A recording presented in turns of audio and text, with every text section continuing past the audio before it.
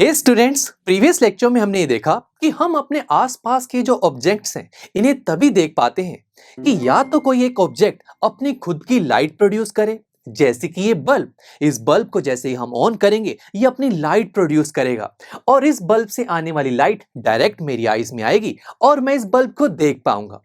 या फिर ऐसा हो कि कोई एक ऑब्जेक्ट दूसरे ऑब्जेक्ट से आने वाली लाइट को बाउंस करे और वो जो लाइट बाउंस हुई है वो मेरी आईज में अगर आ जाए तो मैं उस ऑब्जेक्ट को देख पाऊंगा। जैसे कि ये टेबल, इस टेबल पर जब बल्ब की लाइट स्ट्राइक होगी तो वो बाउंस होकर मेरी आईज में आएगी और मैं इस टेबल को भी देख पाऊंगा। और इस लाइट की बाउंसिंग को हम फिजिक्स में बोलते हैं reflection of light. Now students, आज के इस लेक्चर में हम इसी लाइट की रिफ्लेक्शन के कुछ रूल्स या फिर कहें लॉस को स्टडी करने वाले हैं। दोस्तों, सबसे पहले तो यहां पर जो लाइट इस टेबल पर स्ट्राइक कर रही है, इस लाइट को हम बोलते हैं इंसिडेंट रे।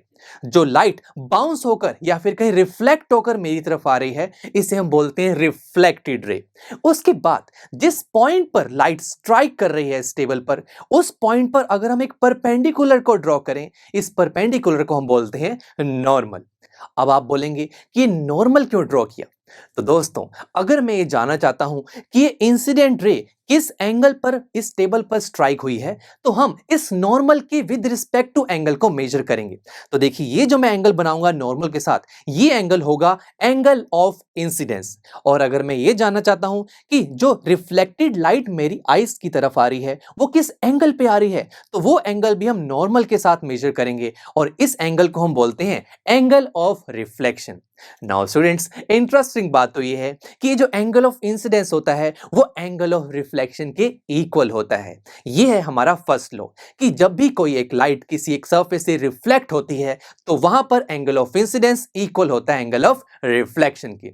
उसके बाद स्टूडेंट्स, ये जो इंसिडेंट रे, नॉर्मल और ये जो रिफ्लेक्टेड रे होती हैं, ये तीनों एक ही प्लेन में लाई करती हैं। अब ये प्लेन क्या होता है, इसे समझने के लिए आप ये सोचिए, अगर मैं ये बोलूं कि आप इंसिडेंट रे, नॉर्मल और रिफ्लेक्टेड रे को अपने एक पेपर पर ड्रॉ कीजिए, क्या आप कर पाएंगे? बहुत ही सिंपल है। कितना सिंपल होगा उसे ड्रॉ करना। तो यानी कि इस प्लेन का मतलब यही है कि हम इन तीनों को यानी कि incident ray, normal and reflected ray को एक पेपर पर बहुत इजीली ड्रॉ कर पा रहे हैं। तो इस पेपर को ही बोला जाता है प्लेन। तो तभी यहां पर लिखा गया incident ray, normal and reflected ray एक ही प्लेन पर लाई करते हैं। नाउ स्टूडेंट्स, ये जो लॉज हमने आज स्टडी किए हैं ये सिर्फ एक टेबल के लिए ही नहीं, ये ऐसे सभी ऑब्जेक्ट्स पर एप्लीकेबल होते हैं जो ऑब्जेक्ट लाइट को रिफ्लेक्ट करते हैं। जैसे कि अगर मैं इस टेबल पर एक फुटबॉल रख देता हूं तो बल्ब से आने वाली लाइट इस फुटबॉल पर स्ट्राइक करेगी और स्ट्राइक करते ही ये रिफ्लेक्ट होकर मेरी आईज में आएगी। दैट्स व्हाई मैं इस फुटबॉल को देख पाऊंगा। तो यहां पर भी ये दोनों लॉज एप्लीकेबल होंगे। और दोस्तों, अगर कोई रफ सरफेस है वहां पर भी ये लॉज बिल्कुल एप्लीकेबल है। तो दोस्तों, देखा कितने इंटरेस्टिंग और इजी लॉज थे। अब स्टूडेंट्स, नेक्स्ट लेक्चर में हम प्लेन मिरर्स के बारे में स्टडी करेंगे। ये वही मिरर्स हैं जो आपके घर में लगे होते हैं, जिसमें आप अपना फेस देखते हैं और स्कूल जाने से पहले इसी में तो आप अपने हेयर्स को सेट करते हैं ना।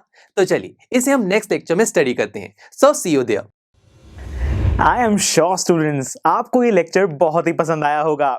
तो अगर आप अपने हर कंसेप्ट को इतने ही मजेदार और इंटरेस्टिंग तरीके से क्लियर करना चाहते हैं तो डाउनलोड कीजिए हमारी PuStack ऐप, जहां पर आपके लिए और भी बहुत सारे ऑप्शंस अवेलेबल हैं, जैसे कि sample papers, back exercise solutions, written answers and much more. So what are you waiting for? Download the app now.